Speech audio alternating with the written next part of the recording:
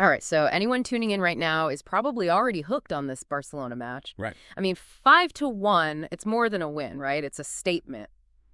And we're going to break it all down today in this deep dive. We've got the match report, we've got some really in-depth tactical analysis, and we're going to unpack it all. Why Barcelona dominated, and maybe even more interestingly, what tactical genius is behind a performance like that. Absolutely. Let's get right into it. So the match report, I mean, it lays it out pretty simply, right? Barcelona completely dismantled Villarreal, 5-1 the final score, Lewandowski, Raphinha, both with 2 goals apiece. Talk about some clinical finishing. Yeah, no kidding. But the tactical analysis goes deeper, right? They're calling it a tactical masterclass. So break this down for me, because it sounds like we're going beyond just individual brilliance here. Yeah, this wasn't just about individual brilliance. This was a team performance where every single player on that pitch for Barcelona knew exactly what their role was, and they executed it perfectly. It was like watching a boa constrictor slowly squeeze the life out of its prey. Villarreal never really stood a chance. So when you say boa constrictor, what specifically are we talking about? What part of their play was so suffocating? It was their press. It all started with their press. The second Villarreal even thought about getting the ball moving forward, there were 3 Barcelona players on them instantly. It was relentless. I mean, imagine you're trying to cook a gourmet meal, but somebody keeps turning your stove off every 2 minutes. You're never going to be able to get any kind of rhythm, any kind of momentum. And that's what Barcelona does to you. So is that what the analysis means when it keeps mentioning this possession-based style? That's exactly what it is. It's not just about having the ball, though, right? It's about what you do when you have the ball. And Barcelona used every single second of possession to probe for those weaknesses, to shift that Villarreal defense around until the cracks started to appear. It was like they were playing chess while Villarreal were stuck playing checkers. Okay, I'm starting to get the picture here.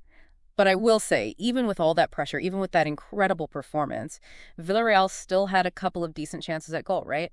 The match report even mentions the 2 disallowed goals hitting the post. Yeah. So was that just Barcelona letting their foot off the gas a little bit? Or is it just more of a testament to how desperate Villarreal were getting? That's such a great question.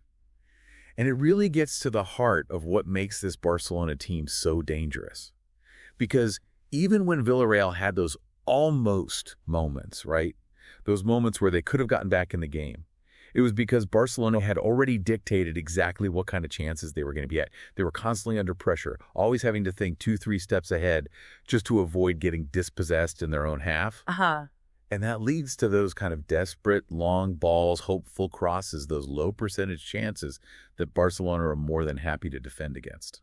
So Villarreal were almost forced to play right into Barcelona's hands. Exactly. And you know, it's interesting. This is where Ter Stegen's absence might have actually played in Barcelona's favor a little bit. Well, now you're going to have to explain that one, because I thought the match report seemed pretty concerned that he was out. Oh, absolutely. And they're right to be concerned. I mean, Ter Stegen, he's a phenomenal goalkeeper, but he's also known for starting attacks from the back, right? Those quick passes out wide, those laser beams to the wings. Right. Without him, Barcelona were forced to play a bit more direct in their build-up, which sounds counterintuitive, but it actually played right into their high press. They were winning the ball higher up the pitch, even earlier in those attacking sequences, which made it even tougher for Villarreal to even think about counterattacking. Okay, so it's like they stumbled onto an even more aggressive strategy without their star goalkeeper. In a way, yeah. And it really highlights how adaptable this Barcelona team is.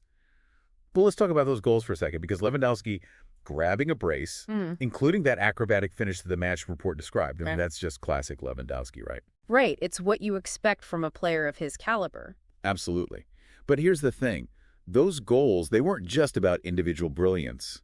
They were a direct result of Barcelona's system clicking perfectly. So you're saying even a striker as talented as Lewandowski still needs the right setup around him? 100%. Yeah. Remember that 4-3-3 formation we were talking about? Think of it like a perfectly engineered machine. You've got someone like Torre in the midfield pulling all the strings, delivering those pinpoint passes to the wingers, and then you've got those speedsters like Raphinha and Yamal just causing chaos out wide, dragging defenders out of position. And that opens up the space for Lewandowski to do what he does best.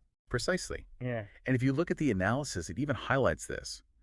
Lewandowski's 2 early goals showcased his sharp movement and finishing ability, capitalizing on chances created by midfield playmaker Pablo Torre and the wide threats of Yamal and Raphinha. Those goals weren't lucky breaks or moments of individual inspiration. They were the culmination of an entire system designed to manufacture high-quality chances. Yeah. And Lewandowski, he's just a master at finishing them. So it's like saying Michelangelo was a genius, but he still needed someone to build the Sistine Chapel. Now you're getting it. It's the perfect marriage of individual talent and a system built to maximize that talent. And it's not just Lewandowski either. Look at Raphinha, 2 goals as well. And again, it was the system creating the space and the opportunities for him to shine. All right, I'm convinced Barcelona, tactically brilliant players, firing on all cylinders. But with Ter Stegen's status still up in the air, can they keep this level of performance up? What happens when they come up against a team that can really exploit that potential weakness? That's the million-dollar question, right? Right. Because we've seen how effective this high-pressing, direct style can be, but can they really sustain that over an entire season, especially if Ter Stegen is out long-term? Well, and that's what makes this season so interesting, right? Because you almost get the sense that Barcelona might have stumbled onto something here. Like, even without their star goalkeeper, they might have accidentally found an even more aggressive and even more effective attacking style. They're like a chameleon, constantly adapting. So are we saying Ter Stegen's injury might actually be a blessing in disguise for Barcelona? Well, I wouldn't go that far. But it definitely throws a wrench in the works for every other team in La Liga. Because now you have to game plan for a team that can beat you in multiple ways. Do you try to match their intensity? Do you try to press them high up the pitch and risk getting burned on the counter? Or do you just sit back, absorb the pressure, and hope to catch them on the break? It sounds like a pick-your-poison scenario. Exactly. And that's why this Barcelona team is so fascinating to watch right now, because they're forcing every other team, every other manager to adapt to them. It's like they've thrown down the gauntlet and said, okay, we're playing this way now. What are you going to do about it? So you're saying this 5-1 win, it wasn't just a fluke, it was a statement. Absolutely. It was a sign of things to come. And the rest of La Liga better be ready because a storm is brewing. Well said. All right, folks, there you have it. Yeah. We went from a 5-1 scoreline to a potential tactical revolution in what feels like record time. What an incredible deep dive. The pleasure's all mine. And for all of you listening, we want to hear from you. Do you think Barcelona can keep this up? Can they maintain this level of dominance all season long? Let us know what you think. Hit us up on social media, and as always, keep exploring.